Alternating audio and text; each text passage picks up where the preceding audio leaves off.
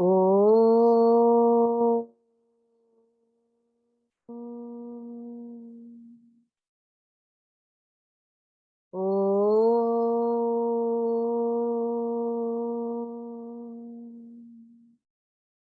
साईश्वराय विद्महे सत्यदेवाय धीमहि तन्नः सर्वः प्रचोदयात्। ॐ साईश्वराय विद्महे सत्यदेवाय धीमहि तन्नः सर्वः प्रचोदयात्। ॐ साईश्वराय विद्महे सत्यदेवाय धीमहि तन्नः सर्वः प्रचोदयात्। ॐ शान्ति शान्ति शान्ति। My most humble and beloved, loving pranams at the lotus feet of our beloved Bhagawan, the one who speaks through us, the one who listens through us, the one who is a speech, the one who is a listening capability, the one who is a speech capability, one who is our everything. And loving Sairam to one and all who gathered here for yet another beautiful satsang today evening. We have with us yet another gem of Bhagavan, who brings to us a treasure trove of experiences, to be honest, from the 60s, 70s, and the 80s. Mr. Saraswathi Bhaskar. Mr. Saraswathi Bhaskar was born into a family devoted to Bhagavan since the 1960s. She attended Bal Vikas under her own mother, who was a guru. And she then joined the Sri Sathya Sai Arts and Science College for Women, which the same Sathya Sai University, Anantapur campus, which was not recognized then. She joined it in the year 1978 to do her Bachelors in Commerce. Thereafter, following Swami's command, she did her Masters in Commerce at the Krishnadevaraya University in Anantapur district, which is just a few kilometers away from the Anantapur campus. And Bhagawan asked her to stay at the Anantapur campus itself while doing her Masters. A year later, in 1984, she joined as a lecturer in the Commerce Department of the Anantapur campus, as per Bhagawan's, with Bhagawan's blessing. She served in the institute until 1987, when Bhagawan asked her to get married. She has continued to serve Bhagawan through the Sri Sathya Sai Seva organization in India, and later the Sri Sathya Sai Seva Sai organization of Australia in various roles and capacities. She is currently serving as a Devotional Coordinator for Victoria East region. She has also offered bhajans in the Bhagavan's presence in the Prashanti Mandir, and has also chanted Vedas in Bhagavan's presence. Both her brothers are alumni of Bhagavan's education institutions. She happens to be the third speaker from her family and completes a trio of the siblings. And we are here to listen to her another blissful satsang. And from what I know, from what I've heard of her, she has really blissful and very heart-to-heart interactions with Bhagavan. So we look forward to listen to her experiences and listen to her learnings today. Thank you so much. Thank you so much, Sai Ram, my host. My most humble salutations at the lotus feet of our beloved Bhagavan. Dear brothers and sisters, thank you for giving me this opportunity to share the love of Bhagavan through my experiences. First of all, I have to start from my journey started when I was born in 1960, when my mom had gone for her delivery to deliver me. So my father had a neighbor who was a Sai devotee, and they used to do bhajans on every Thursday. And then that time my father was practicing, he was a district munsif. It was his fresh post, and then he was focusing on his profession, and he used to work hard and all that. So the Thursday noise, bhajan noise, used to irritate him actually. He used to get disturbed. But end of the bhajan, he used to say, when they tap the door and give prasadam, that will reduce his anger. That was his joke. He used to say that. And my mom was also not there, you see. And then when my mom came back, and then one day they had a curiosity, what's bhajan, why are they doing, and things like that. So they visited them. So the neighbor was a widow with her son. They both were living there, and then she had a chair there, placed there. And then my father asked why the chair is placed, and she was telling, in her conversation, she said, Satya Sai Baba is an avatar of Shirdi Sai Baba. So that brought in the curiosity in my father. You must have heard from my brother's stories earlier that he started believing in Shirdi Baba when he was 13, and he was miraculously cured when he was 13.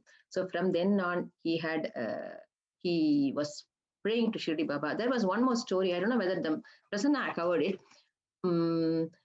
That there was a boy in his school, it seems, mysterious boy in Appa's, when Appa was studying in his school.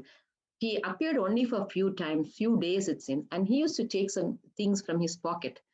And that is how my father got the first photograph of Shirdi Baba. And then that he brought that photo, and he also was given an Ashtottara book, small booklet. And then he brought that photo to the house and thought that grandfather may not permit him to put it in the altar. And because they are Brahmins, he looked like a Muslim fakir. And to his amazement, he was permitted, and then he started praying from then on to Shirdi Baba. That is how he started doing that. And so when he said that he was Swami, when the lady said that he was incarnation of Shirdi Baba, she had the curiosity to know more. And then the lady went on with her experiences, and then asking why the chair was put, she explained her interview with Swami. It seems in her interview, Swami asked her, when somebody comes to your house, what do you do? Then she said, Swami, where do you make them? Do you make them stand? She said, no, Swami, I give a chair, Swami. But when I come to your house, why are you hanging me on the nail? You don't have a chair for me. Then that was the reason she started having the chair in the house. And that was a beautiful thing which remained in my heart forever. And then Swami, as he was talking, he opened his mouth, wide mouth, and then it was blood red. It was raw, wounded like. Then she screamed, Swami, why is your mouth is so red and raw? Then Swami said, since when you give the milk to your son, how do you give? And then she said, I boil the milk, Swami, and then I boil the milk, Swami, and then you put in the cup, give it in the cup immediately to him. She said, no, Swami, I put it in a cup and I put sugar and I mix it properly and cool it down, and then only I give, Swami. Then why for me alone, straight from the stove, you come and keep it in front of me? Showing that it was so beautiful that I am there. Don't consider me as a photograph. That was a beautiful lesson, that slowly these things increased my father's curiosity to know. That is how he decided to go to Prashanthi Nilayam. And then when he went, all his question from Swami was he wanted an answer from Swami. If you are Shirdi Baba, show me that you are Shirdi Baba. That was the one thing he had when he went. When Swami called him for an interview, when Swami opened the door, the interview room, the first thing he told my father was, you have been wanting to go to see me, from so many years, you have come to the place where you have wanted to go. That was nothing but Shirdi. So he showed the identity that I am whom you are looking for. So that's it. From then on, my father's faith was 100%. We all owe to him a lot in our life. He has given us the treasure of Swami. If not for his staunch faith, we won't be here. He was very strong in his faith. Yes, and the strong determination, and that was a beautiful lesson I learned from my father. I'm sure all of us, all three of us. And after that, of course, journey moved on, and we never looked back. Every Navaratri and Shivaratri, my father will make sure that we all go to Patti. Those days, the travel used to be very hazardous. It was not an easy thing. We have to take from scratch Everything we have to carry from stove and everything we have to carry in 2.5 days, sometimes 1.5 days, even 2 days sometimes. I remember once we were sitting in the bus in Penukonda and then the bus did not start. Then we had to sleep in the bus system the whole night. We had to sit in the bus the whole night. Next day morning, he took the bus. So it was his, I think it was Narayan Sami, isn't it, Prasanna? The driver. He was the only person who was running the bus from Prashanti to Puttaparthi to Penukonda. It was at his mercy. We had to be at his mercy. Only one bus. That one bus will go, it will get 10 kilometers, 5 kilometers, it will stop, it will the carburetor, whatever it is, it will burst out, and then sound will come, and then that's all. Everybody will, Jai Sai Ram, they will all scream, and then we won't know what will happen to us. Then he will say, get down from the bus. All of us have to get down from the bus, and then push the bus. He will say that he'll be very rough also. He'll be very, all the time shouting, very angry person. He'll shout at all of us, push the bus. He'll say, all of us will push the bus, So it used to be a big fun those days. Of course, it was all, after all difficulties, when you land in Prashanti, we forget everything. The Devamrita we received, that's a beautiful, we enjoyed it. We never had anything much, comfort. We slept under the tree. Toilet was in the nature. We had to go to the fields and go for the toilet. And initially, we used to have river Chitravati river bathing and then drying clothes there, washing clothes there. It used to be a beautiful tapas to say. No varieties in eating, we have to eat the same rice and the powder every day for 10 days. Only snack was in between. We used to go to all satsang. We used to have satsang all the time. All the devotees would go together. We used to be only talking in whispers. We were not allowed to talk even loudly, even softly. We have to be in whispers only.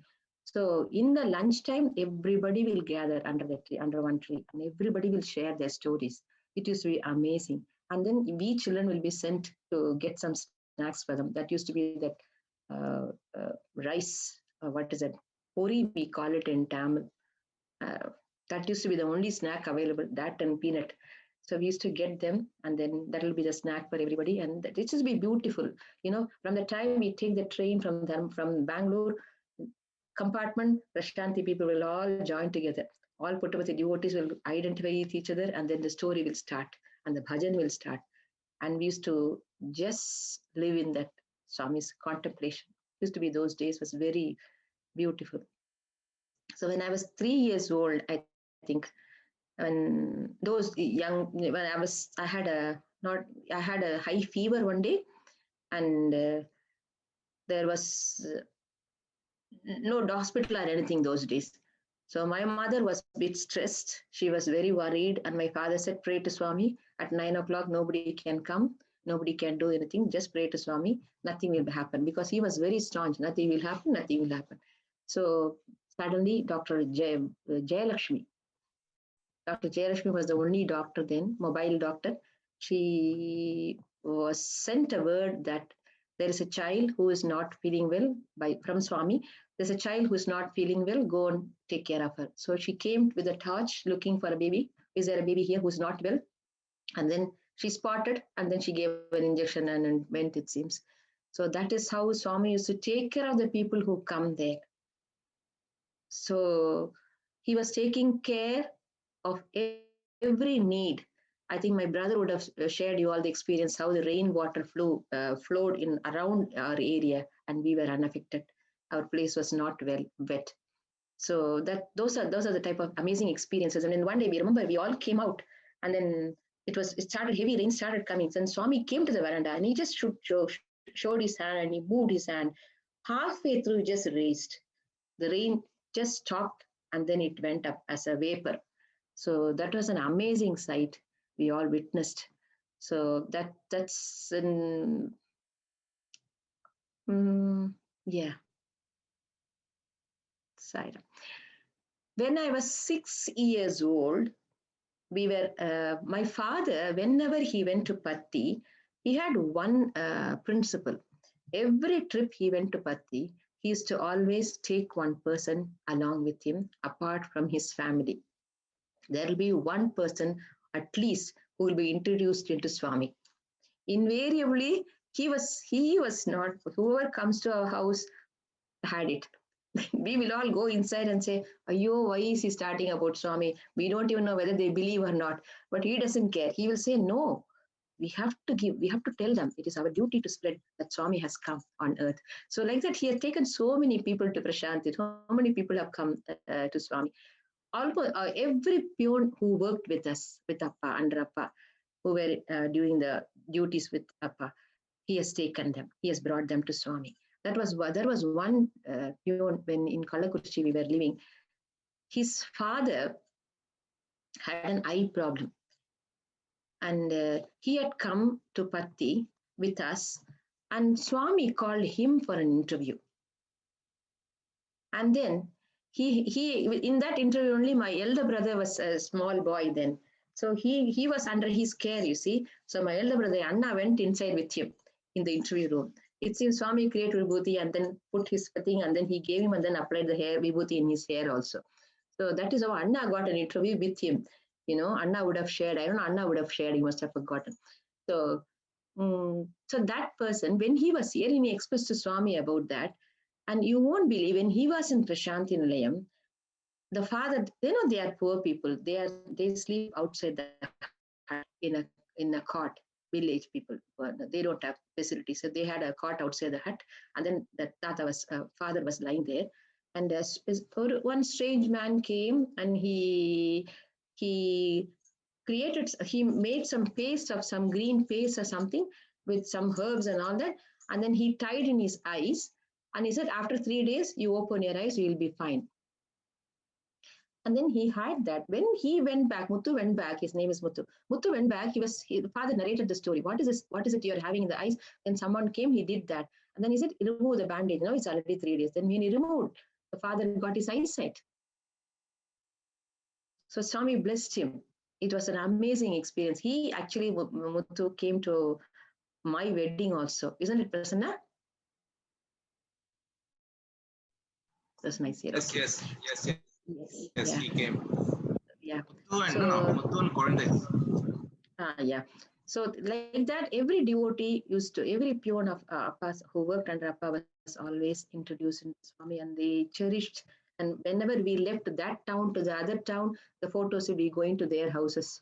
Swami's photographs would be going to them. So they'll say, we will be sometimes sentimental. Oh, no, you're giving. I said, no.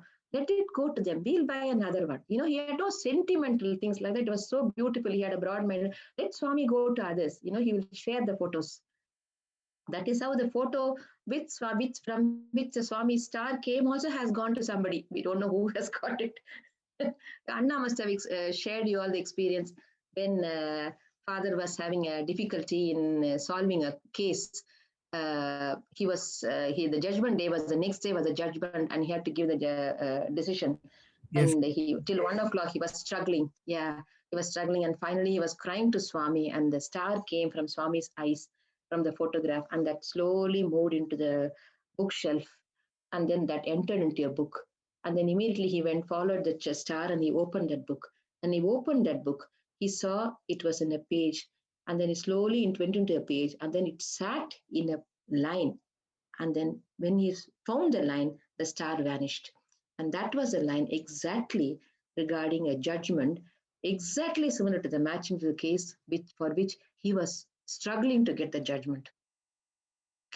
So Swami guided him that way. So Swami's it's a faith, basically. If you cry out wholehearted, he shows that he is there.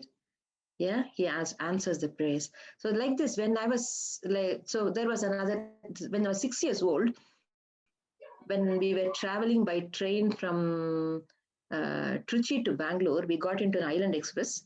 And those days, there was no reservations and things like that. First come, first served in the train compartment. You have to be rushy. So what the porter did was, he pushed me through the window, and then he said, you sit in the corner of that seat. Seat is for, then take care of that seat. And then, so he pushed me through the window. I went and sat in the edge of that seat. And that day, a military crowd was entering. The military people, they have, their trunks and all the heavy iron trunks. A porter was carrying 3 trunks on top of his head. And then as he came near me, trunk hit the upper berth. The top trunk hit the upper berth, and they all fell down on my lap, on my thigh. I was only 6 years old. So when the trunks fell on my thigh, I just screamed, and immediately they all thought. That time, my father was bringing his cousin from Trichy for the first time. So he's taking cousin's family for the first time to Swami. And Rama Akka, she was national state education coordinator in Tamil Nadu. I think she still is her father.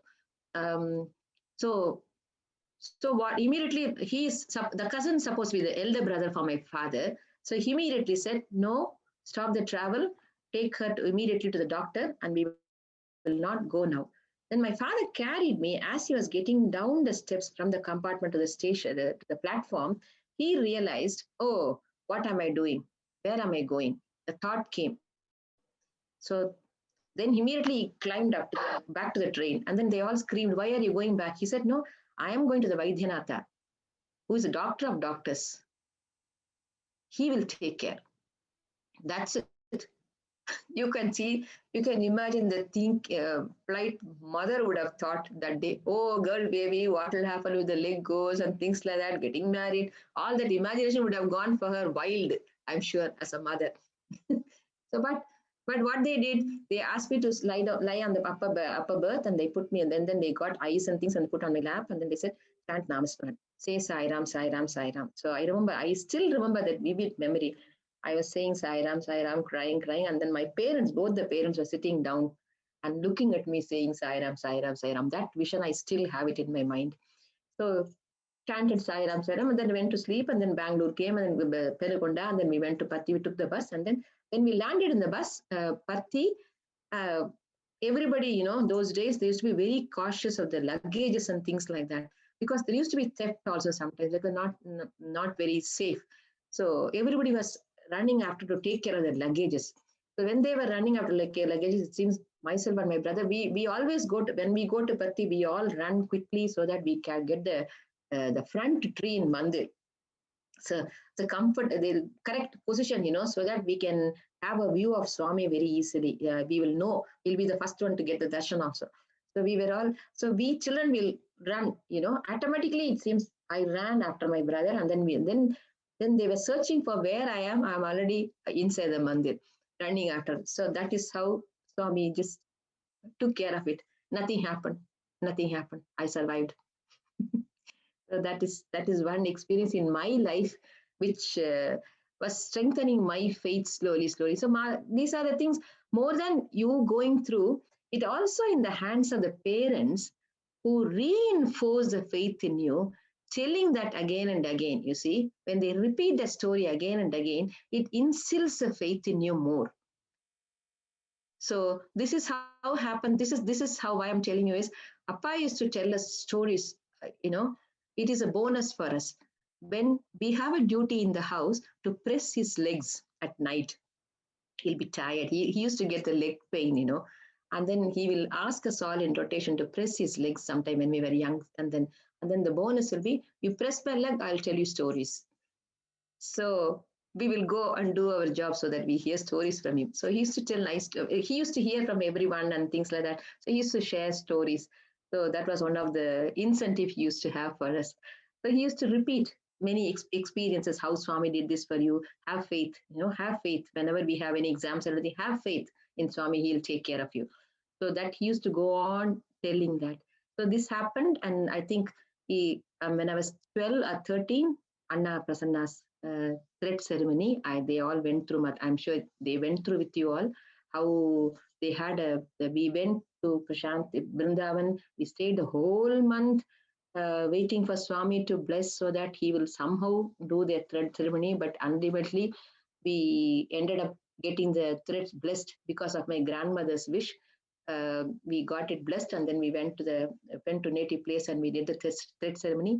The next month we came to Vrindavan, and we get to know that Swami was performing the thread ceremony, which was very hurtful for entire family. They were feeling bad that we waited so long, we could not get it from Swami's hands. So ultimately, it was Swami's blessing. Swami, as mom was entering along with my auntie, I was behind her, and as we were entering, And my Amma was carrying a plate of fruits and things like that. And then Swami called her and asked her, you want threads? You want the punal podanama? He asked in Tamil. He said, Swami, potachi Swami, she said. Swami, potachi Swami. He said, Ninga pota vaangikren Swami, she said in Tamil. My friends, we have done Swami. If you give again, we'll definitely take Swami, she said. And that was a longing in her heart, Papa was convincing himself, but she was, as a mother, emotional. She said, why didn't Swami do that for us? We were waiting so long. And then Swami said, go, bring your sons. So that is how she went running and brought both the Appa and brothers, and then they all went in. I also went in, but I was the most unfortunate one. That incident of mine is a turning point in my life, to say, that really made a very strong impact on my life, because I was singled out from that family. Being a girl, I could not sit with them.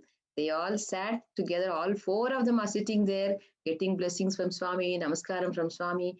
And then I'm in this side, watching them, getting everything. I'm a child too. You see, I was staring into pieces. I was crying and crying. On top of that, an announcement comes. Now the Vatus and the parents will have lunch with Swami. Imagine, I am also hungry. I was also hungry. It is karma, isn't it? When Swami sometimes can be very cold, that's because our karma. Your crocodile tears will not move him at all. So that happened. So I cried and I was crying. It's okay. And then they all went inside, and then I was standing outside. There was hardly anybody like me who was hanging around. Only 4 or 5 people. They could have easily looked out and then brought them all in. But strict rules are rules. Discipline is discipline in Sai, you see. So I was out, but I could hear near the hut that was only a tent, you see. They're all inside with Swami. I could hear laughing and Swami's voice coming, because in Swami's presence, nobody is going to talk. Only Swami is going to talk. Swami was talking and everybody was laughing. And I was really feeling very bad. See, I'm missing everything here. Then finally, out of mercy, after they all came out, someone came and called the hanging loose ones outside, who is like us, 4 or 5 children. They said, come in and take prasadam. I was not interested at all. I was really hurt, I wanted Swami, but it's not the food I want.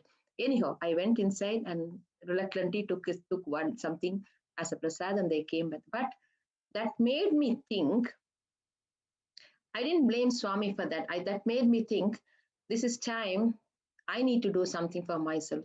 That struck in my head what Swami Appa was always telling, you have to pray to Swami, you have to be sincere, you have to do everything. This is one thing, Swami, what we need to do, we can't always depend on the punyam of the family, good karmas of the family, good karmas of others. We need to do our own sadhana to dive deep into it. So I thought maybe that is the reason. See, I don't deserve, maybe I didn't deserve it. Probably that is the reason I came as a girl, and then I'm single like this. So that from then on, my craving for Swami started slowly. I wanted to go close to Swami. What is the way I can go to Swami? I slowly started thinking about it, and I started slowly taking more interest in spiritual stuff, reading good books like Mahabharata, Ramayana, all those things. I started reading all the books, all the Puranas and all that. I started reading and developing that urge, the love for God, and then Mahabhakta Vijayam. So all those books, it was really good for me to connect with Swami. The desire slowly came. And we used to go to centers, and singing bhajans is another thing I have to tell you. All this going. So the process started for me. The process slowly started for me to work on myself. I said, okay, I have to start doing it. And one beautiful thing, Appa, when we used to do prayers at home, whether it's examination or assessment or what, don't care. Compulsory 1 hour we have to sit in front of Swami every day. Even Anna had 11 PUC exam also. No, sit. Exam, you can study after that.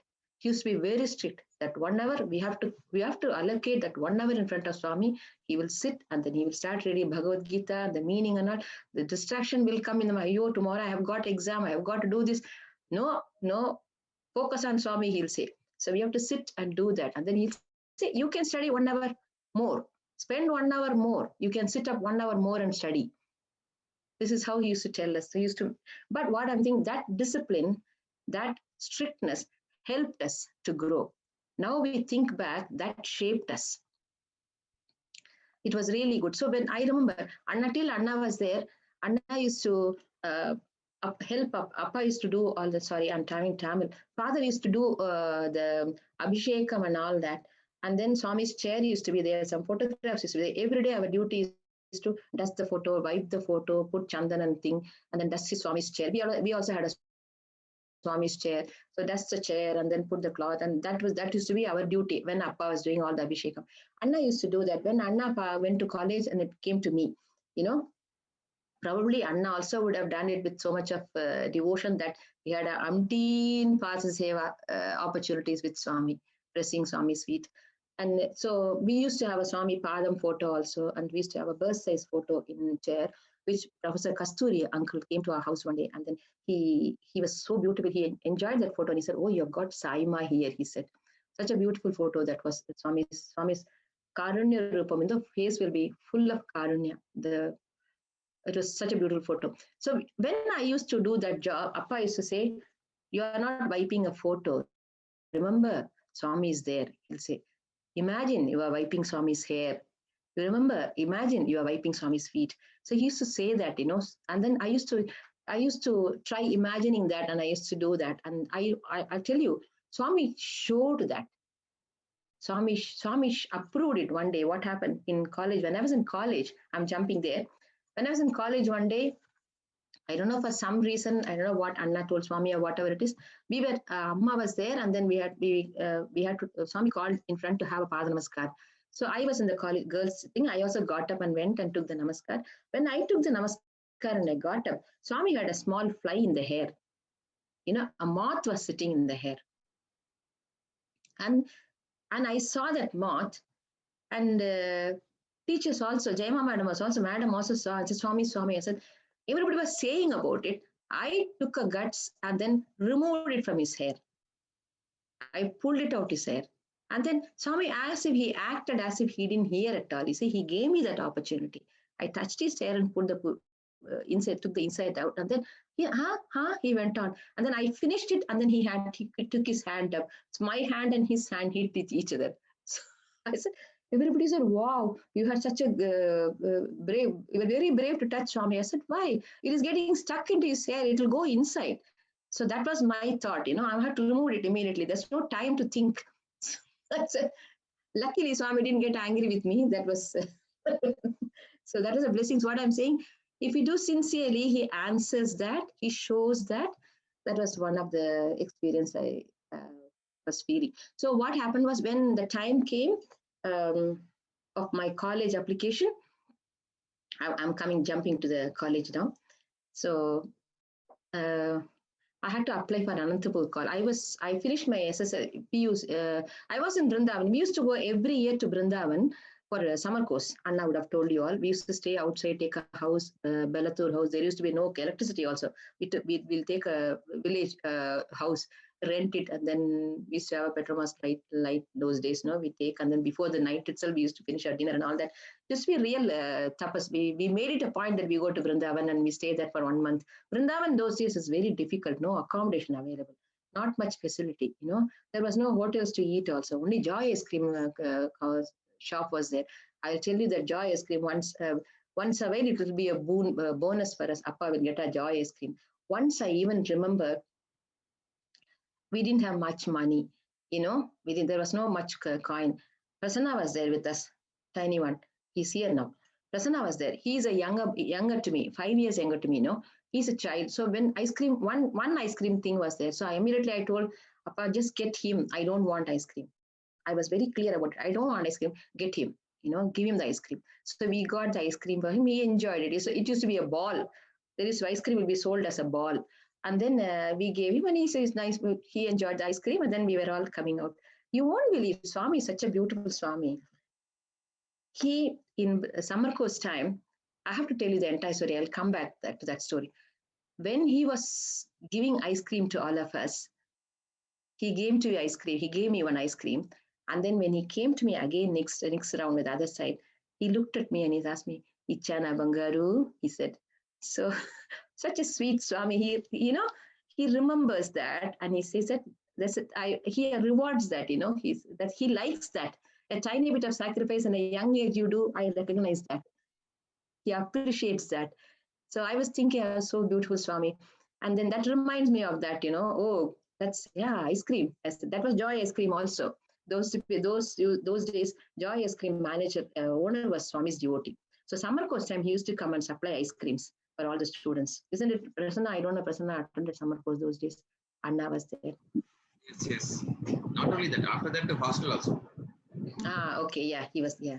So so when time for college came, I did my SSLC. We were 11 plus 1, isn't it? My batch was year 11 and plus 1. So I had to finish. When I was in 10th itself, I wanted to go to Swami, but I finished 11th. And after 11th also, I wanted to go to Swami. I didn't mind wasting 1 year, But my father was feeling that, no, finish your PUC. Anna also finished PUC. You also finish PUC and go. I said, okay. So we joined PUC. I studied PUC. But what challenge was then that I had to take the language was a problem because I studied in Tamil medium. Neelam Tanija is here, but I regret even now I didn't waste my life. I should have wasted 1 year. Neelam Tanija was that batch 90s. She was there. She was my batchmate. And 77, the year before I joined, was a very beautiful year. They all shared till today the experiences with Swami. I used to tell, I should have gone there even if I would have done 1 more year studies. It should have been okay. But that was the will of Swami, you see, that he has a reason for everything. So what happened was, year PUC, there was I had to take a language which will make it possible for me to join Anantapur. I studied Tamil in school. It was Tamil medium in Tamil. And then PUC was a jump in English medium. And till 11th, I was studying in English, Tamil, everything in Tamil. Only English is a second language. Then I went to PUC in Nirmala College, English medium, PUC. But of course, I took Maths versus Science. But I was really after Maths. I love Maths as Anna. So I also joined PUC and took mathematics. But the language, I had to take some. Appa said, no, I didn't have any hope of going to Anantapur, because the language was a problem. Appa said, where there's a will, there's a way. So he said, learn Hindi, he said. Take Hindi as a second language in PUC. I don't know ABC of Hindi. I only know Aksharas because I went for Sanskrit. I learned one Prathamic exam Prathama in Sanskrit when I was very young. So I know the letters which are similar to Sanskrit in English. So apart from that, I didn't know anything in Hindi. But I had to go. He said, take Hindi as a second language, take tuition and study. If Swami's will is there, you will get through. If you want to do, you can do. What a challenge, imagine. I had to write PUC level examination in Hindi for the final exam. Essays I have to write. Grammar I have to answer. It is not a school level exam. It's a pre-university level. People who have studied Hindi from day 1, year 1, they are sitting with me, along with me. And I am also sitting with them to write an exam equivalent to them with studying no Hindi throughout the school time. But I ventured. Okay, I will put to test my faith. I joined the tuition, and every day I used to go to tuition. Hindi master, Hindi teacher. He taught me from words to sentence to grammar to construction of sentences. Everything I learned, and question answer. Of course, you can memorize and write. I was very good in memorizing everything. I had a very good memory. Not now 0. My children will say my grandmother is better than me now. So that was one plus point. I literally memorized, and textbook is okay. You literally memorize, and then you could write the exam. Non-detailed, second paper, you have to write essays. The topics may come anything, you see. But from the past exams, the teacher gave me the tutor gave me a confidence. Don't worry, essays will keep repeating. So he gave me a list of essays and asked me to memorize that also. It was a really hazardous situation.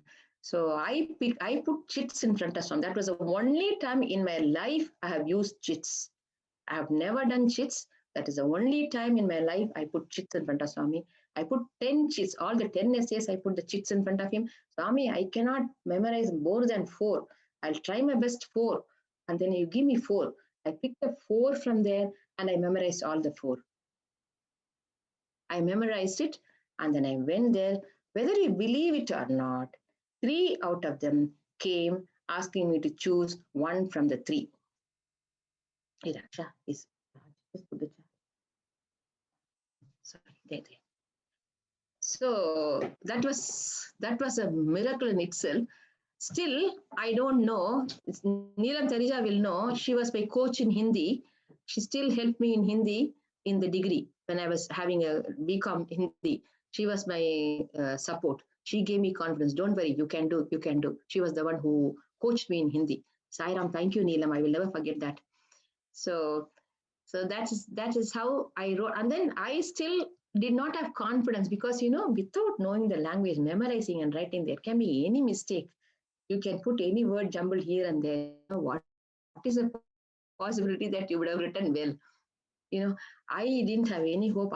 But one thing, if I fail in Hindi, I fail PUC. I have to pass in Hindi because language passing was a must, isn't it? So that is a big check for me. I said, okay, leave it. Then we went to Vrindavan, had Swami's session. We were in Vrindavan and the results came. I passed and I got first class in Hindi. I passed in first class in Hindi, whether you believe it or not. This is a miracle in itself. So that after getting that results, I thought guarantee I will get college admission. What for? Other maths, physics, chemistry, of course, I got a very good marks. I got high score. So I was thinking very confident. Oh, definitely, I don't have worry anymore. So we applying to the colleges. I did not apply any other college. I said to Appa, I'm only applying Swami's college. If I get Swami's college admission, I'm going. Otherwise, no, I'm not studying. So put application form in the college. Appa said, put 2 applications, one for BSc and one for commerce. Just in case you don't get in mathematics, you can go for commerce. He didn't tell me what his intention was. Later he did. So I applied for both faculty. And again, Swami tested me. You see, interview card has to come. And then after the interview card comes only, you go to college for the interview. You're called. I did not get the interview. But there was another girl in the same town, Sheila. She was my classmate. She was also, my father only took her also. Both of us, he took us and admitted. She got the card. She was studying with me. She was my classmate, batchmate in the pre-Seva Dal. Amma was my guru. So pre-Seva, we were attending the same class and she got the card. And then Appa said, it is okay. We have not received, but it is okay. We'll just go to campus. We'll see whether there's a possibility. So I was so depressed. But anyhow, what to do? That was Swami's will again. So praying. You have to long for Swami. He doesn't give that easily. That's all for our own refinement. And then priority, we make Swami as a priority. He wants us to keep Swami as a priority. That is where the test is, So prayed throughout the journey. I was praying, what will happen. So we went there and then when I went and told, when Appa went and told that we have not received the card, then they said, no, we have sent you card for both the mathematics and physics, commerce. Then it was a relief. Then interview, of course. When I went into the interview, both the departments were calling me, but Appa said, go to commerce. That was again heartbreaking news for me. Swami gives me test after test. I wanted to do mathematics. I had no inclination to do commerce. But Swami wants you to do something, you obey. When the parents want you to do something, you obey. We had, that was the thing we followed in our time, isn't it? When parents say something, we respect them, we follow them. Then Appa said, Have faith in Swami. Again, the test. Have faith in Swami. Max you have done, you can do commerce. That is how he said. You can do commerce. Commerce also max numbers only. You'll be fine. You go. But my weakness was commerce is not that. Commerce is okay, but expressing yourself in essays, again there, I didn't have a fluency in English. So I had to work hard on that again. Management, subject of management and things like that. So of course, Hindi was another struggle. With Neelam's help, I always got first class in every semester. Thank you, Neelam. So we used to do group studies. So that is how we passed through. We went through, and we went to Swami. That when we went first year, when we joined, it was a beautiful experience. Actually, the seniors said, by now Swami should have come. Normally, when new batch comes, Swami immediately visits a hostel within a week or two. But this time, Swami has not come till now. This defect is in you all. So you people don't have any faith. You don't have much longing. You have to have the craving for Swami. You need to call Swami more strongly. So they made us pray very intently. And then one day they said, all of you skip your breakfast, go to the prayer hall, and then come and sing for Swami. And then we all skipped the breakfast slowly. So these type of minor strikes we used to do.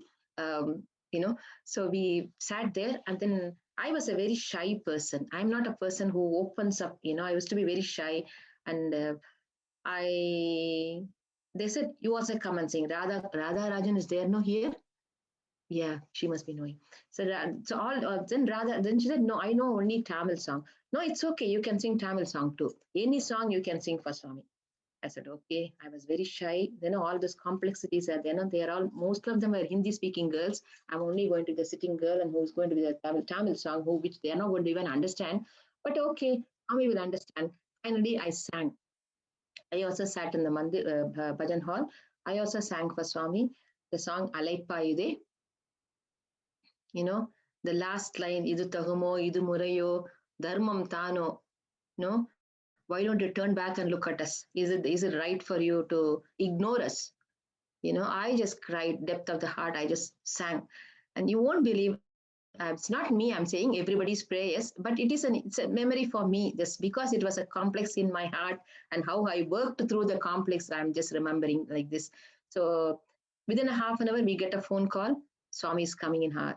Swami is leaving now to come to Anantapur. And that was a beautiful experience we had.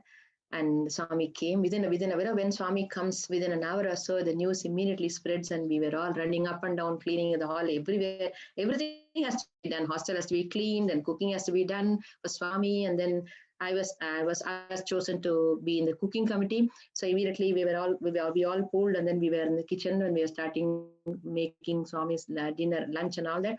And then Swami came, and then Swami wanted to come to hostel, and he wanted to have a bhajan with students. He normally lands in the college first, and then he meets principal, and then principal meets, and then he comes to hostel. So he sent a word that he's coming to hostel now, and he wanted a bhajan.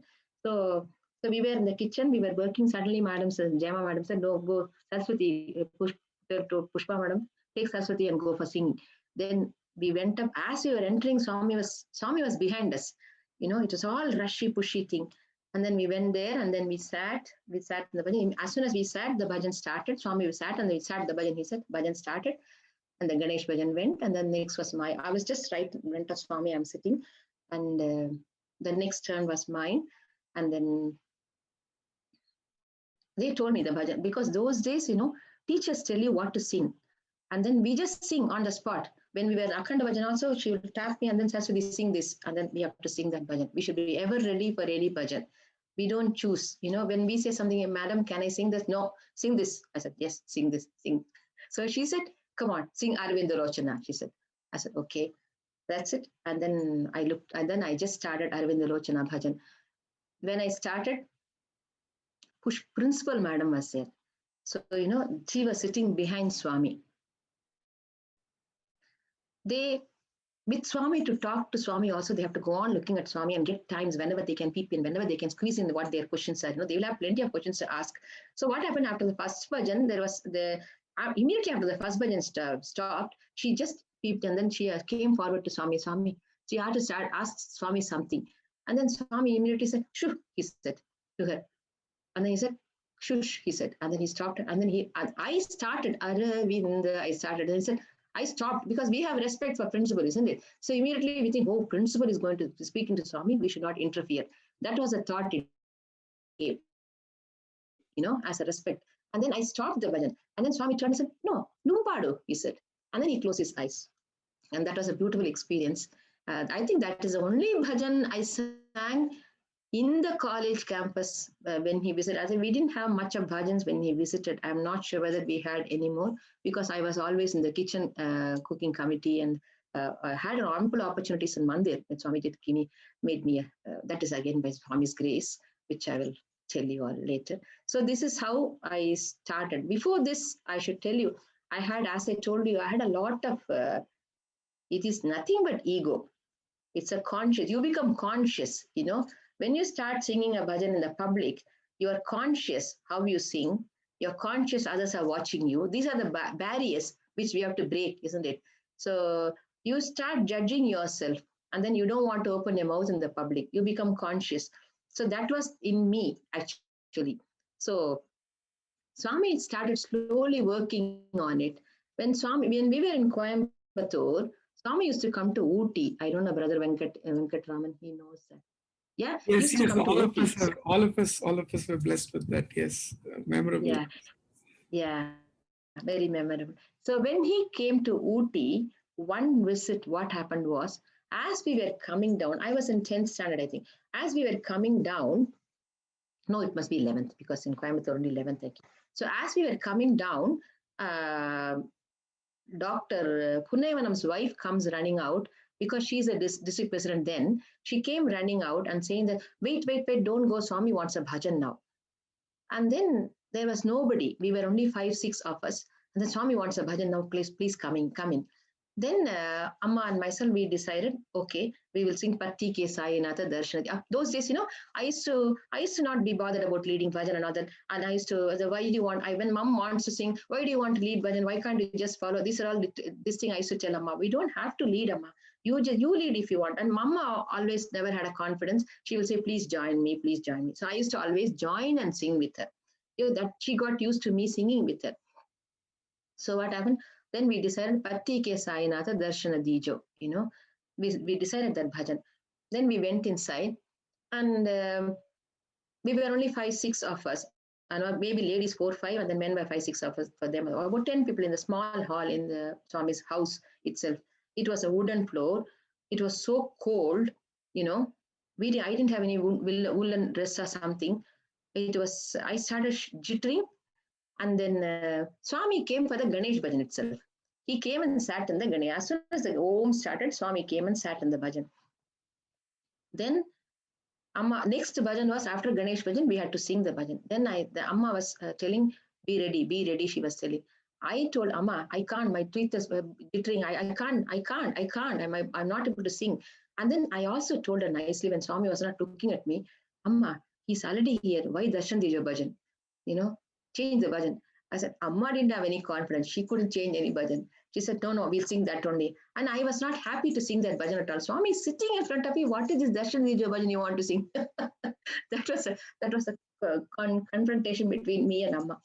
And you won't believe, I couldn't sing the following bhajan. Then I said, okay, I will join.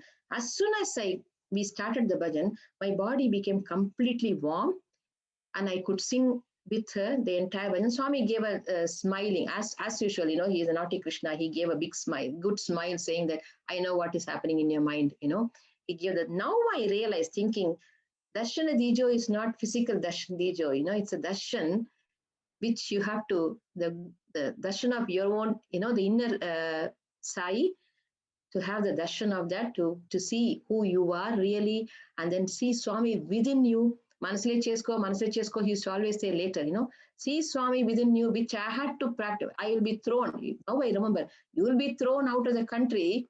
You need to see me where you are. He would have thought that time itself. Now you are arguing with it. You will know what it is, what I meant. So now I realize, You had to start seeing Swami where you are, feel Swami's presence where you are. That is the darshan, isn't it?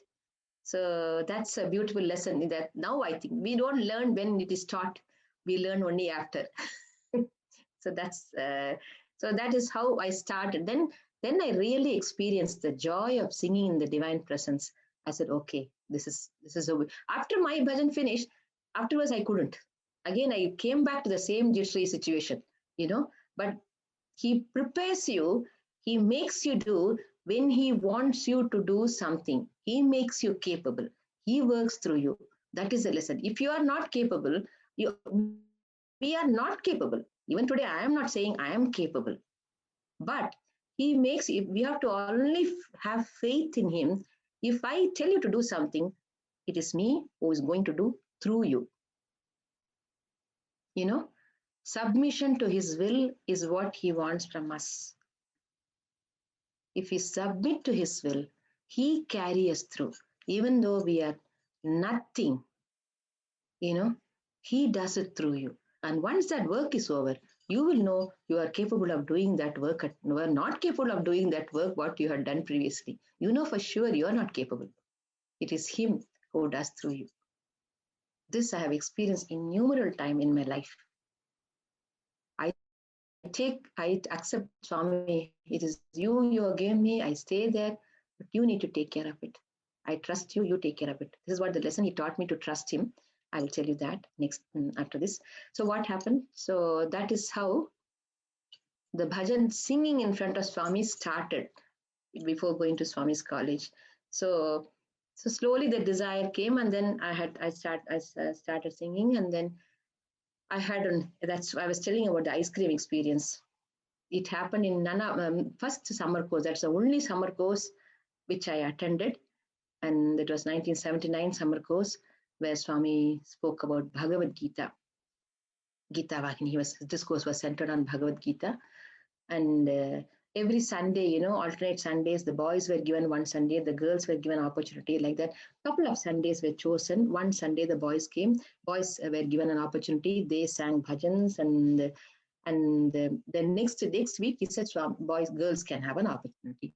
So what happened was, we were naturally, madam was picking the girls who has to sing and all that.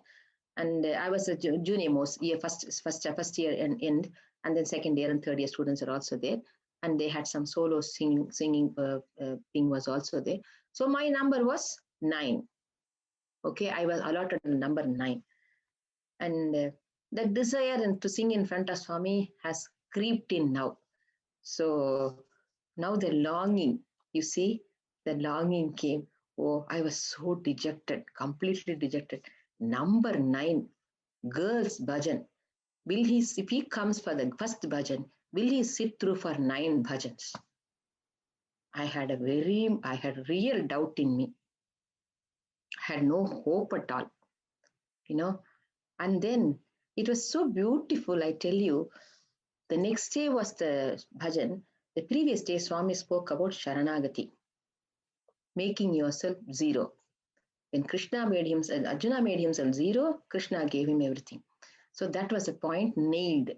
So, okay, that is the lesson for me. I can try that. Whole night I prayed, trying to work on my ego. Oh, this is my ego, which is making me feel upset about it. All sadness is because of our ego, because we want our desire, our identity, that we are a good singer, and then we should be able to sing in front of Swami. We should get it, and we should get the time in time. All this went on in the head, and all that it was working out. And then I was deleting everything, and then see, come on, delete. It is your desire, it is your ego. Leave it. And morning, I was really clear in my head. I was ready to take whatever comes.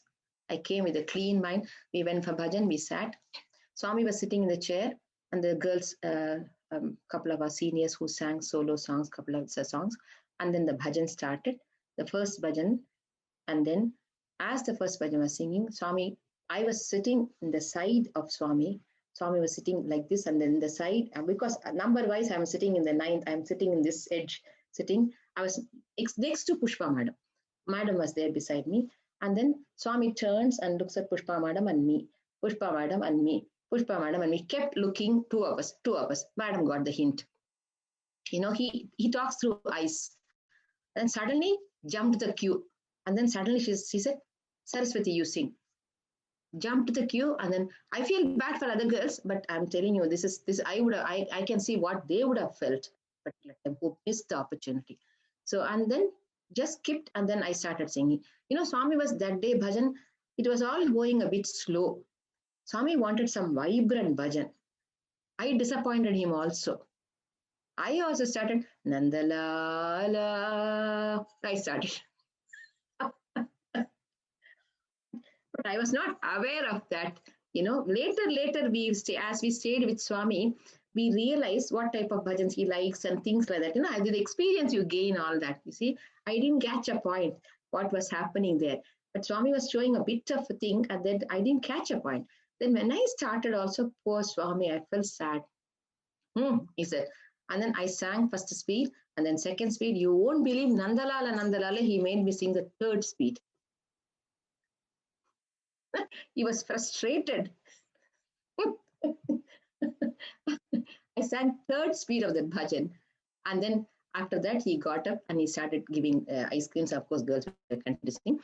The ice cream thing came. That's why he came and he gave the ice cream. And first he gave me the ice cream, and then he went to the next thing. When he gave the ice cream, I was so lost in him, and I took the ice cream and I forgot to take his Pada Namaskar. I didn't want to miss that. So when he was coming in the next line, I thought I will squeeze and take the Pada Namaskar. So when I went to take the Pada Namaskar, he looked at me and he asked, "Did I give you ice cream?"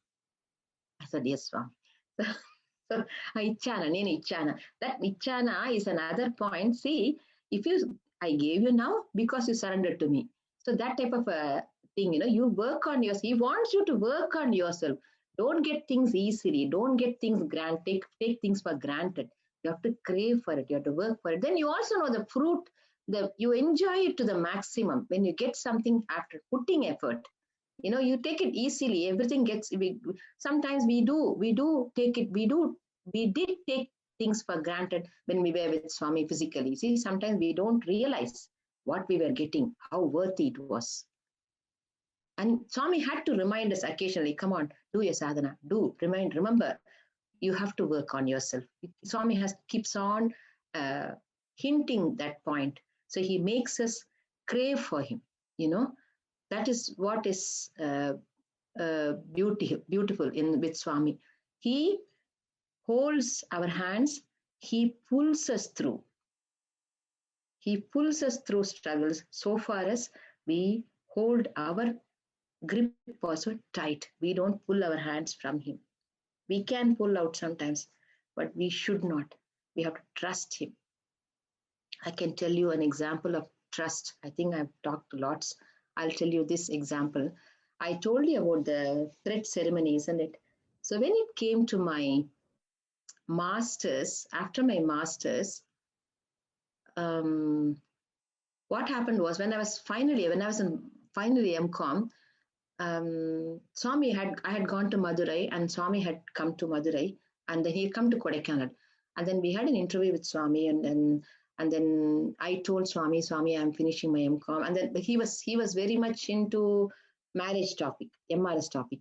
So he started talking about it, and then my brother was there, and then he was telling that I should get married and things like that. Then Appa was telling, no, Swami, they all want to serve you. Then Swami said, no, they can serve me even after getting married. So it went on in that direction, Then and then what happened when he came to me, and then when parents said that, when Appa said that, then Swami looked at me and he said, you must listen to your parents. Swami Amma Appa Chanabadi, Amma Appa Ma Chanabadi Kekanam, he said in Tamil, that you must listen to your parents, you must obey them. So that's all. So then we have no will of our own, you see. Even anything if Swami says that, we have to obey that. So I said, okay, then it's okay. I was dejected a bit because the previous day night also, I struggled hard to write a letter to Swami, What happened actually the previous day itself, when we were coming to Swami, when we were climbing up the mount, the darshan, Swami actually had finished the darshan. He had gone off somewhere. And then as we were climbing, Swami's car came up. Swami's car came and went. Then he looked at us standing there like helpless. He said, "Come up," he said. He showed his hands. So all four of us went up. I don't know, Prasanna was not there. I think Anna was there. So we four climbed up the hill, and then we went. Swami was waiting. He got in from his car and he was waiting for us to come up. So we went there and he started talking outside itself, So he talked few things, and then he came to me and he created vibhuti and he gave all of us. And then when he came to me, I said, "Swami, I'm finishing I'm doing my MCom, Swami. Can I apply in Swami's college?" And he said, "No." "Our college?" Yes. I said, "Yes, Swami, Anantapur college." "No. Vanda," he said. In Tamil, he said, "Vanda." Then I didn't have any choice. So I just stood there. And then he told me, "Come and do a PhD there," he said. Then I said, I was thinking, what PhD in Anantapur, Prashanthalayam, Puttapati College, when the boys' campus, I'm a girl.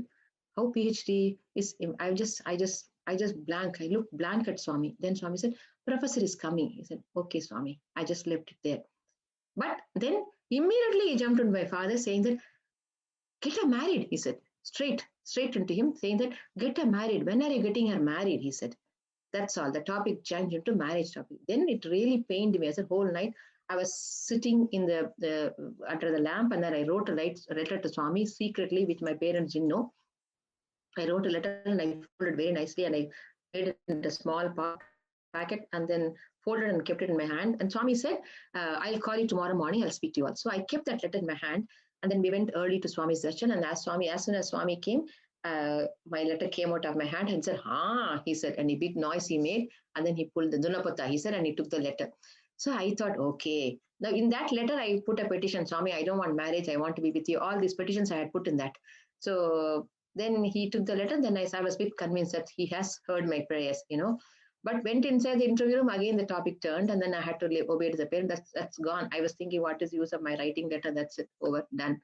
But when he came to me, and then I said, "Swami, I'm having my exam, Swami." I said, "At least let me take them plus blessings for the exam. I can write the exam properly."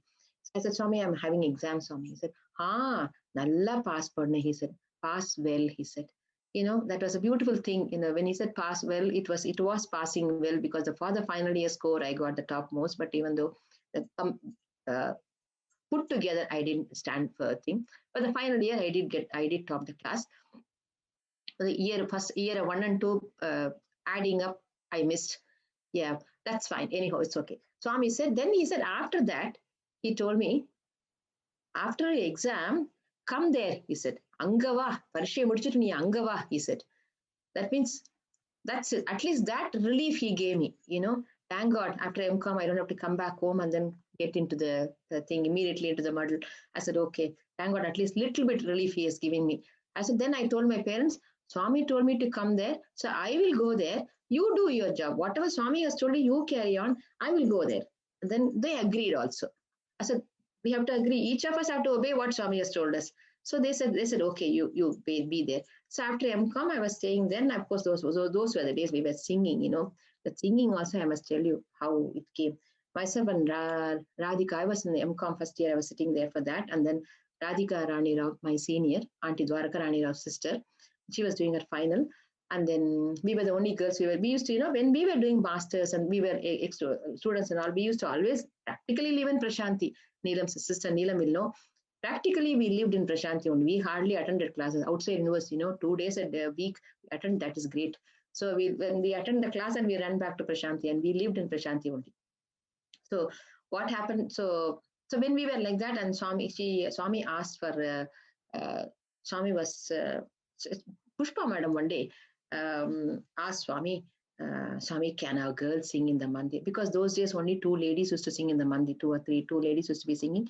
Then I was there all the time there, and Rani, Auntie Radhika Rani also used to come up and down. So I was sitting beside Pushpa Madam. Okay. Then Swami said, Swami, can the girls sing, Swami, in the mandir? She asked. And then immediately, Ayuyo, girls singing, everybody will run away. They'll close their ears, he said.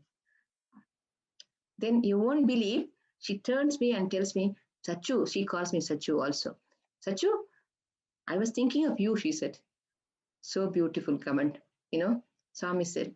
It's an ego, you see. Swami cuts, hey, don't think you are a great singer. So no, then of course Swami was sweet. He sent a message after that, they can start singing. So that is how I started singing. The next day, Mandir, Dashara started, Dashara first day. And then we were starting the bhajan starting bhajan. That is the first time I'm going to open my mouth as a regular singer in the mandir. Okay. So first Ganesh bhajan finished. Swami had gone to Purnachandra to check all the arrangements there. So Swami, people thought Swami was in the mandir. So then Madam said, Saraswati, you sing Jai Jagadish Hare, she said. Jai Jagadish Hare has a range, high range, from low to high. I never thought I had a good voice. I always was very conscious of my voice. And I always felt when I go up, I can crack. I had no confidence. I didn't want, but I have never said no to whatever suggestion she gives. Over and top of that, the beauty is, Swami is not there. Do your alap, she said. Finished. So I have to start Arunachala Shivam alap. Yeah? God. Then the mic comes to me. I was not at all thinking this bhajan will come to my plate when I'm going to start the first bhajan in the mandir. Very difficult to get permission from Swami. After telling that people are going to run away, close their ears, I'm going to start the bhajan, which is going to be shrieky. I was really scared to obey. So I said, okay, I'll start. Will you believe or not? The mic came to me when the mic comes to me, I'm going to sing, Swami comes out of the auditorium. And as I start, Arunachala Shivam alap, somebody hits me, look Swami there. We can see, if you are sitting in the front line of the mandir, the door is open, you can see Swami coming. Yeah, someone tapped, look Swami there. I was so nervous, but what Swami, Swami was so beautiful. I said, Swami is already there. That's it, gone. Today cancelled, I thought. So what happened? Swami, what he did, he came straight walking inside. He didn't go for darshan. He came straight walking inside, hearing to my harsh alap in the high key with my thick voice. He walks, and then there was, I think I was a professor, I don't know who his name is. He used to sit there beside his chair with his headphone. Yeah, Swami, as soon as he came and he said, change the volume. He said, adjust. He gave him instructions. And then he came and sat in the chair and then, now fine. And then he turns and tells me, now fine. And then he listens to my bhajan. After my bhajan, he gets down and he goes for darshan. Yeah, he goes for darshan and then he comes back later and all that. But I was really scared. What is going to be after bhajan, after darshan today evening? Today evening, we will know the result. This is how I don't want to give the girls an opportunity. They come and shriek, scream like parrots and things like that. He has always told us that. They come and scream like parrots. So I was thinking that is it today. That is it. End. After so much of difficulty, we got it. I am the one who is going to spoil it, you see. I'm the one who is to wear the cap. Luckily, Bhagawan didn't say anything. He was so merciful. It was so beautiful how he really took care of it. And it was the second bhajan was when we went, bhajan was the next day in the auditorium. And then I sang Mandahasavadani. It was a Dashara. So after bhajan, I started second Ganesh. It was again a second bhajan because ladies are there, no there. So we get the thing. And then second bhajan, they gave me Mandahasavadani. When I was starting Mandahasavadani, there was a purple curtain those days, velvet purple curtain. He just opened the curtain. I still remember that sight. He opened the curtain. He came straight and he stood in front of me on the dais and he was swinging for the bhajan. He was swinging for the bhajan, so beautifully looking at me, smiling at me. And then he came down. He came down the steps in the auditorium, stood in front of me again was swinging. And then he walked back. And then he came back. When he was returning back also, he looked at me and he swung again. It was so beautiful. I really enjoyed. That was a beautiful experience he gave. What I want to tell you here is, Swami looks at the bhava part of it You know, the bhava is most important for him.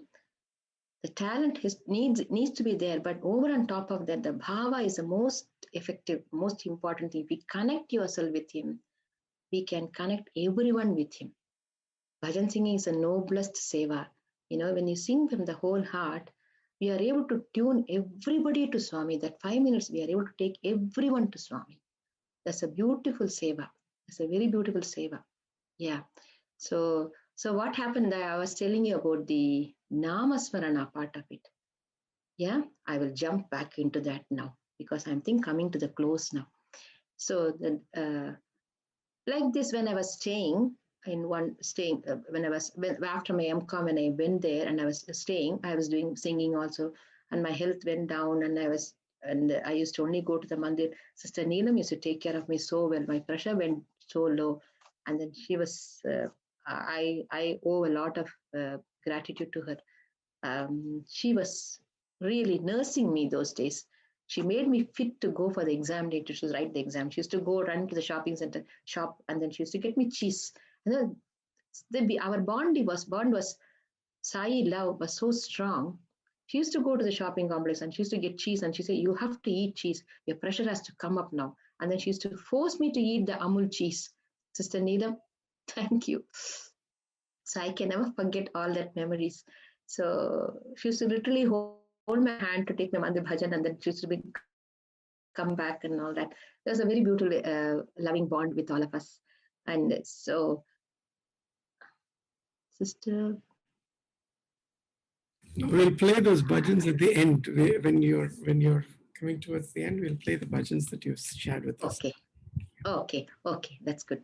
Can I continue one more story, or I'll stop now? Yeah, you have time. Go ahead, and we'll also share the pictures you shared. Maybe you can talk about anything. I think there was some inauguration photographs that you shared. College, yeah. Let me know. I'll put it up and you speak whenever you feel. No worries. I was just telling this most important thing is the Namasmarana, effect of Namasmarana.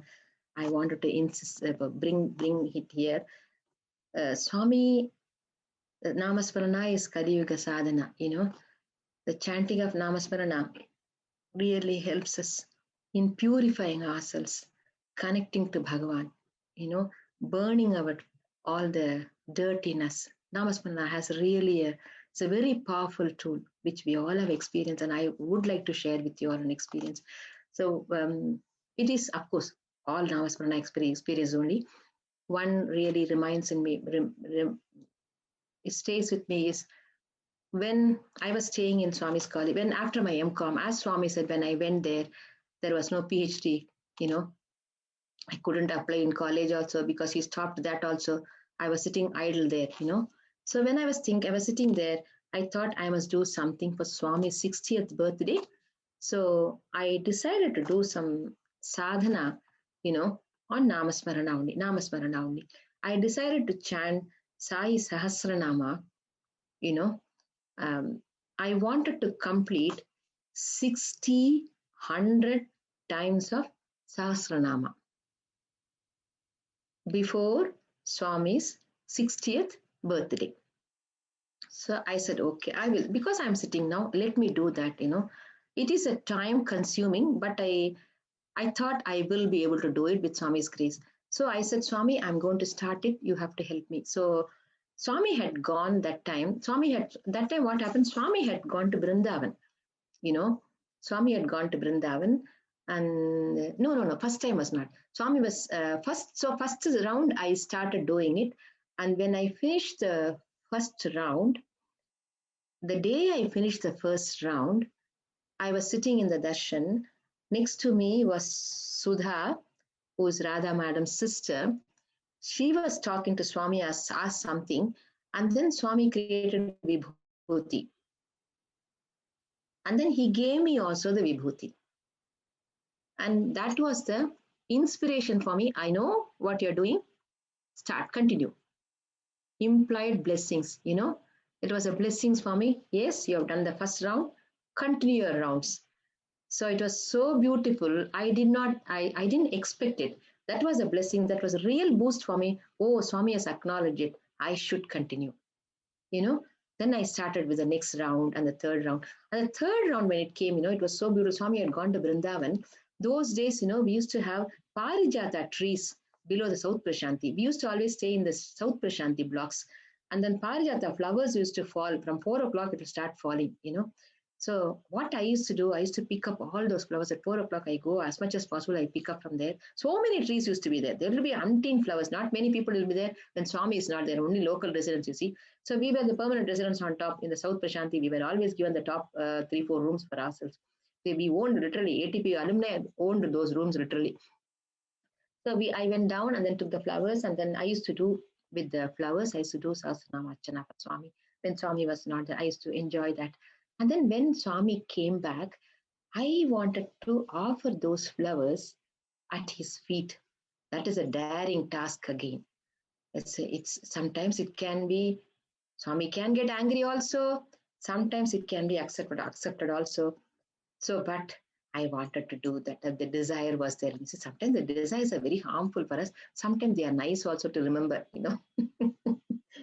So what I did was I took few flowers and then put it in my hand. No, nobody should see, we can't be in a white handkerchief. I put a little bit of few flowers and I bundled it and I carried and came for darshan.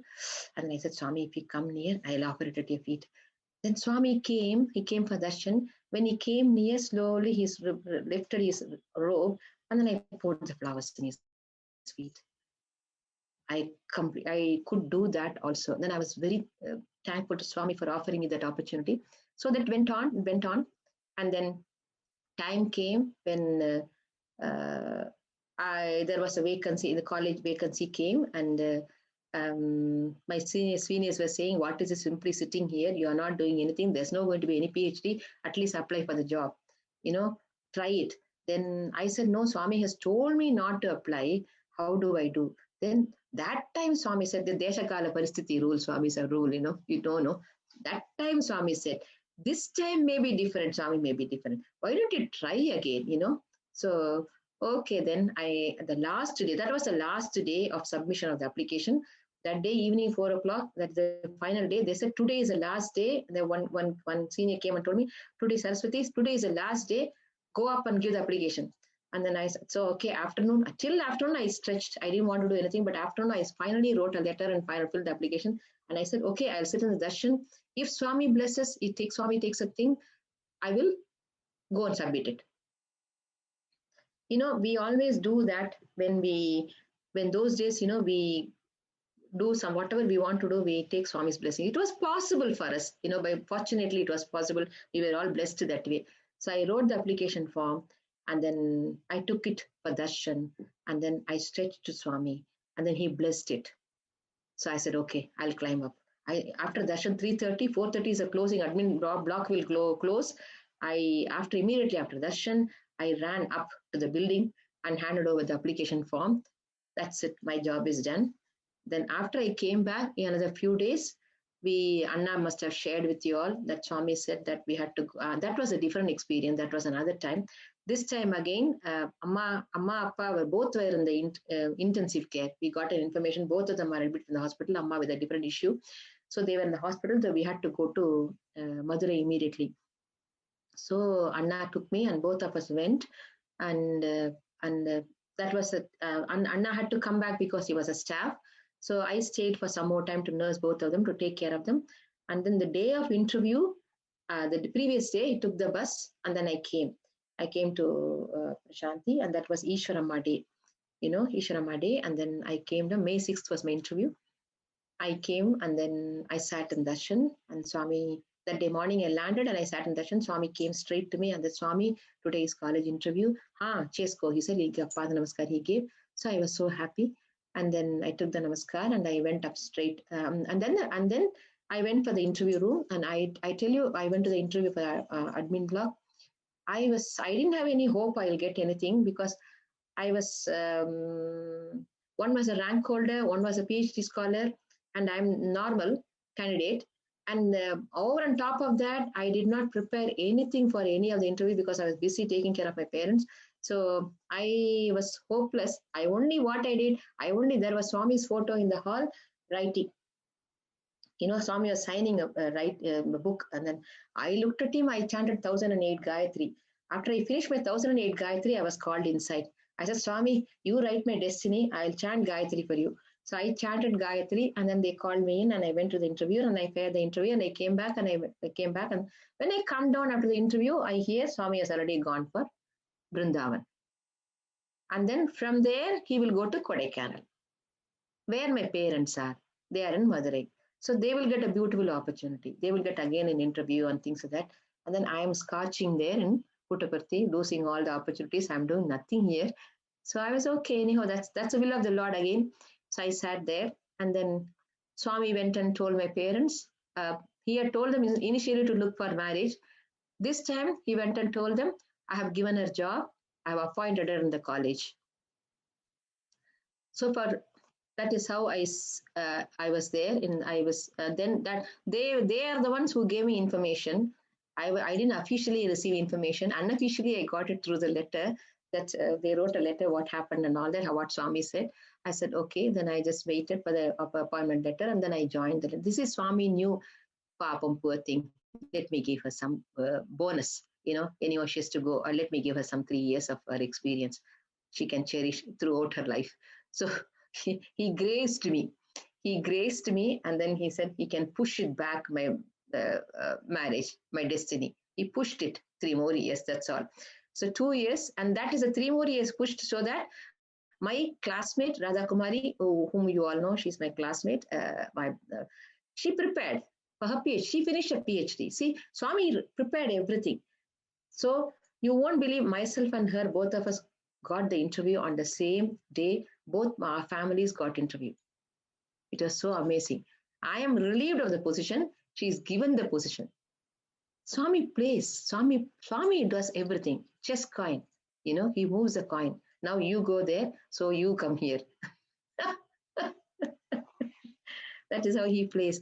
So finally, when the wedding, the marriage things and the interview happened, Swami, the most important, beautiful thing is he created a Gayatri chain. He created a chain, and then, first he created a locket. He asked my family, my father, what type of mangalyam you will do. And then Amma was trying to explain something, whatever it is, I'll give mine. I'll give Swami's. And then he just shushed, and then he created, and then he took the dollar, and then he explained it. He looked at both the sides, he explained it. One side is Mahalakshmi, and then the next side is 22, it was written, 22 carat or something it was written, but Swami said 22nd November. He mentioned as 22nd November. It is convocation, college, everything a memory for me. And then 22nd November was the day when he gave me sari. I'll tell you all that why it is. 22nd November, birthday gift, he said. It was a birthday gift, he said. Only me and Swami know why it is a birthday gift. Because I did that. How I completed, I tell you. After 1 year of my chanting and all that, I joined the college. I was okay. Now I went to the college. I started working in the college. But yet, in my mind, I had to complete my Sahasranamam. So I was sitting up on the nights, and by then I had memorized the 1008 names. As you know, my memory power. It worked those days. So I memorized those names. And when I used to call, from hostel to college, when I walk, and then from the college corridor, when I steps and climb, and then I keep chanting the Sahasranamam in my head. I see that I chant Sahasranamam. So I always used my spare time Sahasranamam. Sahasranamam was my spare time. So I used to chant, and somehow I managed to finish before Swami's 65th birthday. And then I was looking for something from him, you see. Some indication. He's human, no? We have done this, whether Swami acknowledged or not. Again, our human mind starts working.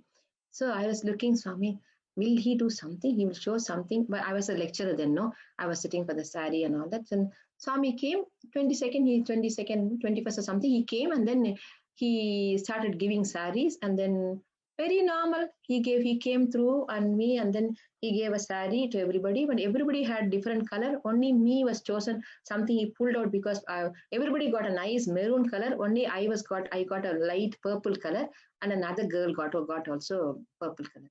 Then I thought, Mom, Swami, I like that color, but maybe I am dark. I am not fit to wear a bright color. So because I am dark, he gave me a light color sari. That's the only difference. Apart from that, he did not acknowledge anything. He did not even show that he knew anything, whether I did. And then I convinced myself, yes, why will Swami do? What did you do? How did you do? You did for the heck of counting, isn't it?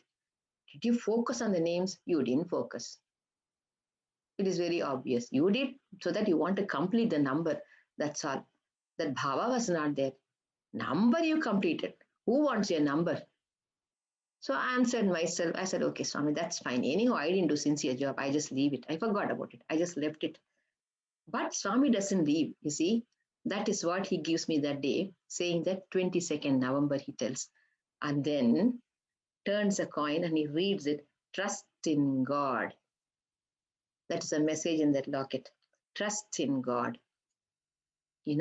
Have trust in him. Nothing else. That's a lesson he gave me. Trust in God. And then after that, he created a Gayatri chain again. This is the thread ceremony, longing. You see, which only Swami and me knew. Thread ceremony. The boys got the opportunity of getting the thread from Swami. He put for them. I couldn't get anything.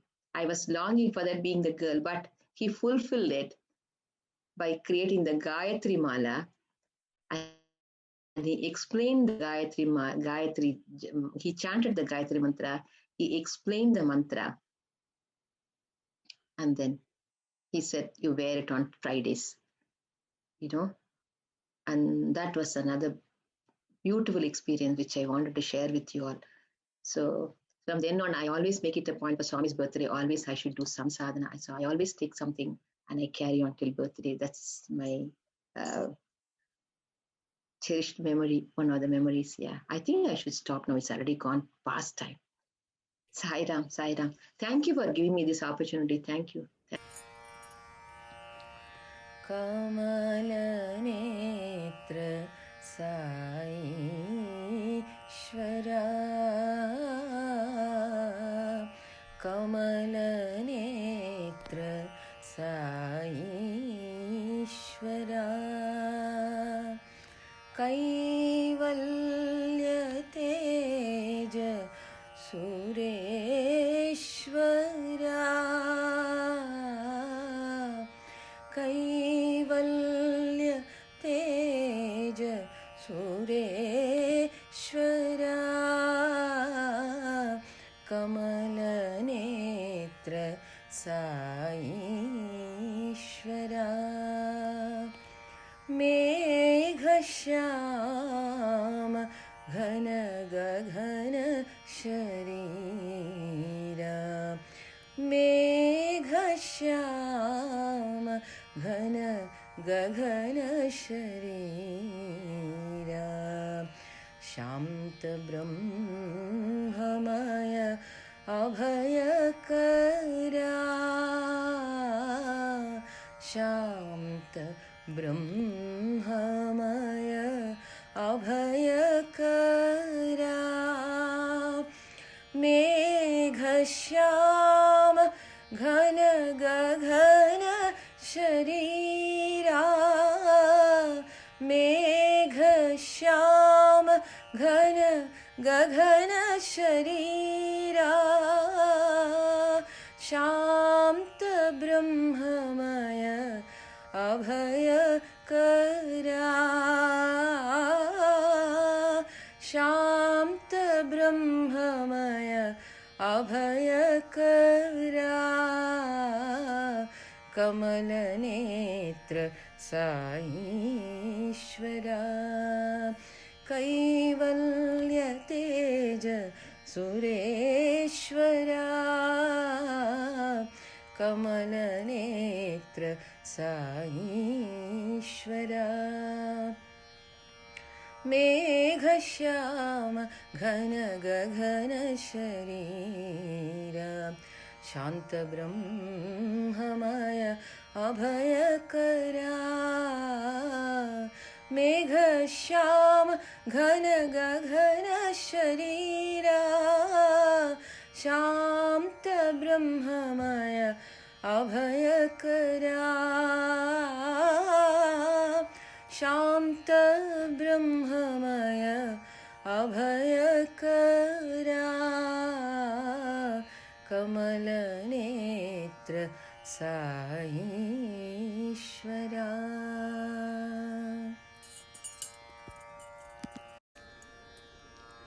Nataraja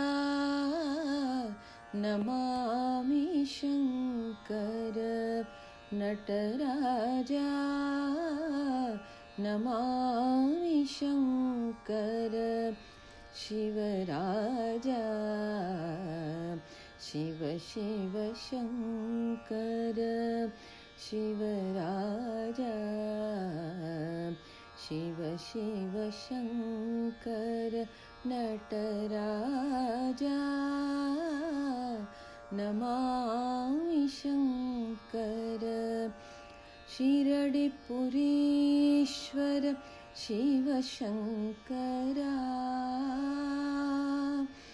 शिरडिपुरीश्वर Shiv Shankara पतिपुरीश्वर परमेश्वरा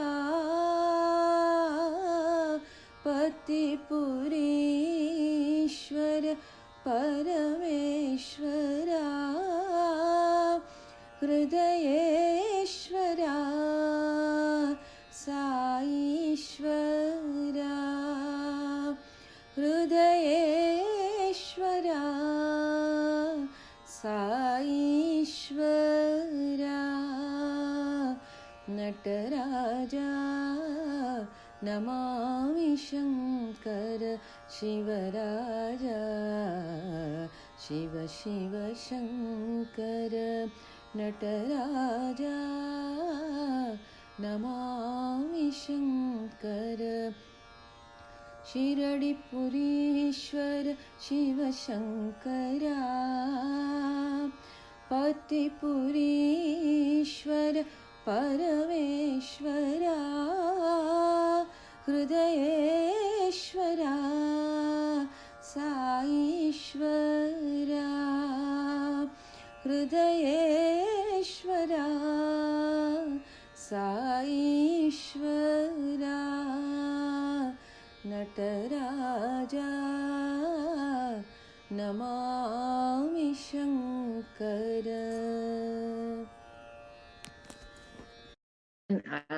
This bhajan, especially I have a story behind it. I'll share you all later, once again, some other time.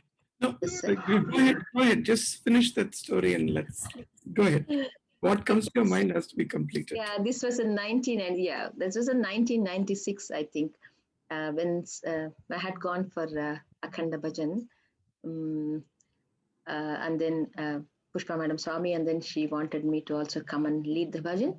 So, and then I went there, and then it was in the first day evening, and then of course, so many students are there, and they were all singing, and then and then she said, tomorrow morning I'll give you opportunity, and then that's fine. I was sitting there, and then something happened because I was an ex-student. See, I came out in 87, left the campus, and it is 96 then. So, and it is a risk they are taking, putting somebody who's not a student, alumni, to make a thing, who are outside in the world. You see, when you go out, you have a different thing. You come to a different class, actually. So it's a bit risk in front of Swami. Sometimes Swami approves, sometimes Swami gets very angry too. You know, they take the risk, because you can't blame the teachers. It is very difficult for them. And then I was surprised that she called me to sing. I said, okay. And then by 8 o'clock, something happened. Some bhajan went a bit off, and then Swami heard it, and then he said, disconnect the mic. And then I thought, then Pushpa Madam politely, was very sweetly, she called me, Saraswati, Swami has sent this message. I don't think we will risk. Come tomorrow, child. You come and sit. I'll give you the chorus. You can sit in the chorus mic. You come inside the mandir. I said, Madam, no worries. Don't worry. Because I can understand. I don't want to upset Swami. I don't want the present children to get the lose it. I have had enough experience. No, I was not feeling bad about it. I said, okay, that's fine, madam. That's fine. But I wanted to go back and sit for bhajan, and at least I was happy that had the privilege to go inside and sit in the front along with the present girls, where I could get the opportunity to have his darshan. Little one was, she was only 1.5 years old. She was a baby. Mom said, don't worry, I will take care of her, you go. And then I had a high fever too that night. And then Amma said, no, you don't miss this opportunity, go.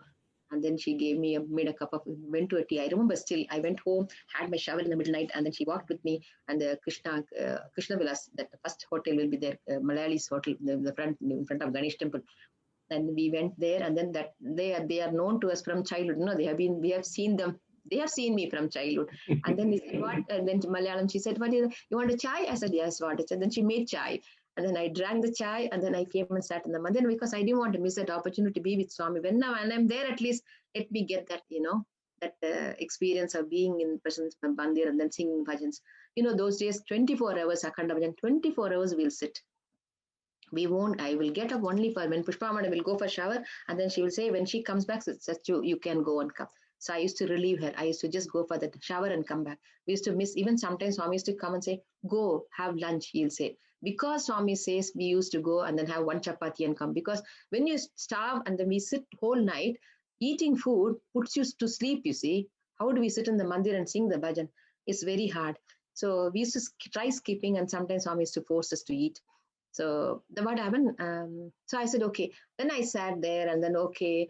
Then morning session came. After morning session came. Slowly, Madam thought, I think maybe let me try, take a risk.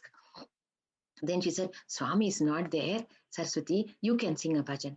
And then I said, okay. And then she asked me to come forward. I went forward, and then the mic came to me. And then Swami came out, but Swami was in the veranda, and I sang. I was feeling a bit sad. I said, okay, maybe I should not have sung, maybe Swami is not approving it. He's not coming inside. But I said, Swami, but I will call you from the depth of my heart. I said, so I just closed my eyes, and Nataraja Namami Shankara, I sang that song. And then Hridayeshwara, Saishwara, I really screamed from the heart, depth of the heart. Swami, what he did was, he went behind when he was in the veranda, he was going towards the end, he spoke to one of the singer. He asked him, do you know who is singing? How will that boy know which lady is singing? Nobody can answer that question. Then Swami told, it seems, Shankar Subramaniam's sister. And he said this because the person next to him knew us as a family. He was also a staff in the admin block. So he knows that, and he knows that message will come to me. I'm sitting and feeling bad here. So, and then he knew the message will reach me. And then he said, the Shankar Subramaniam's sister, you should sing like that. He said that word. I said, okay. I don't know. I was so, and then when he spoke, and then he came into the Mandir hall.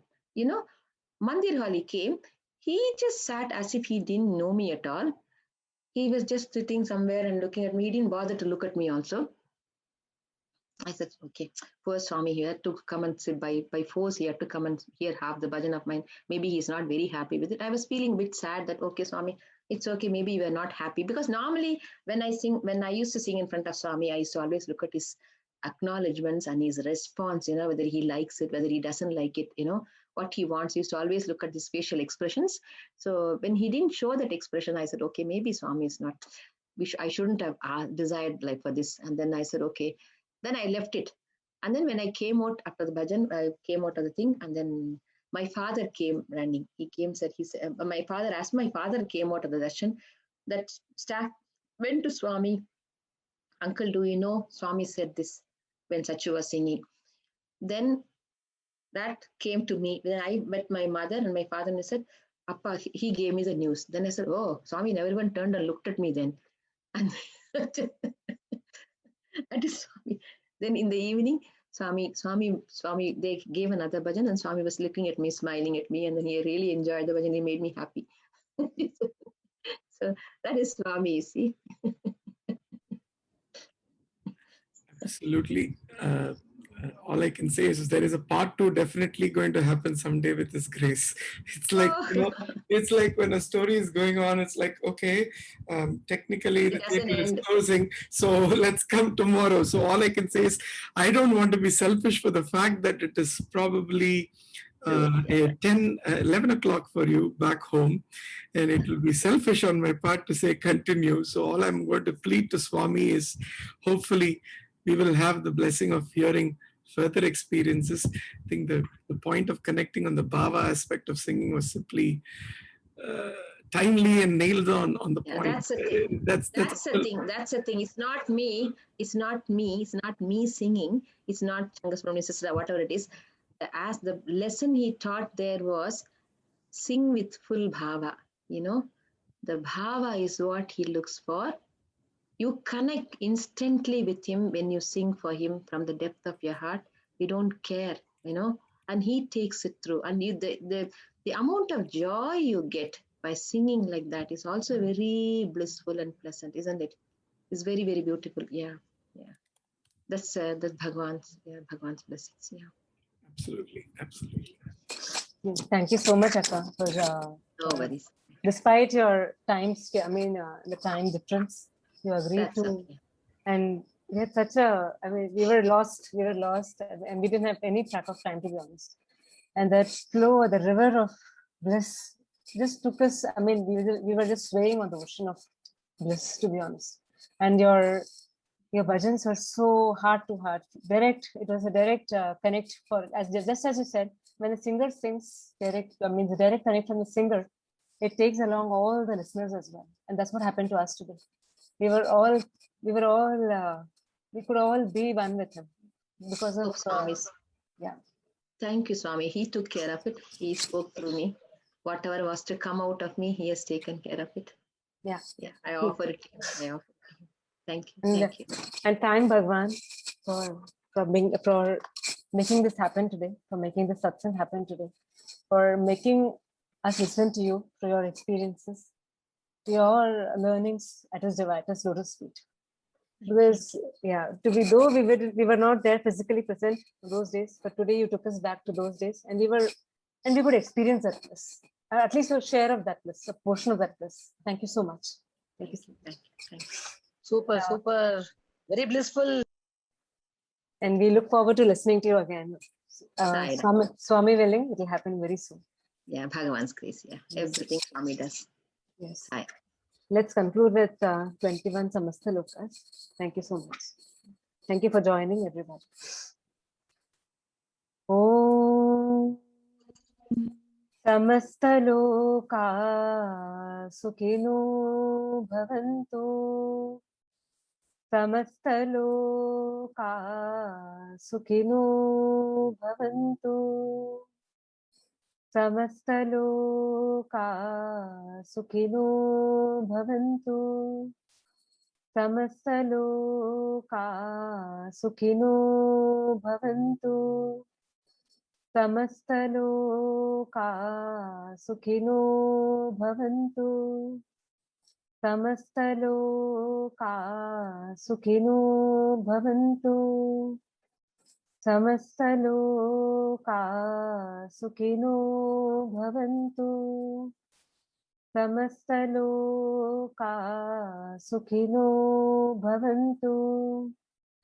Samastha Loka Sukhino Bhavantu. Samastha Loka Sukhino Bhavantu.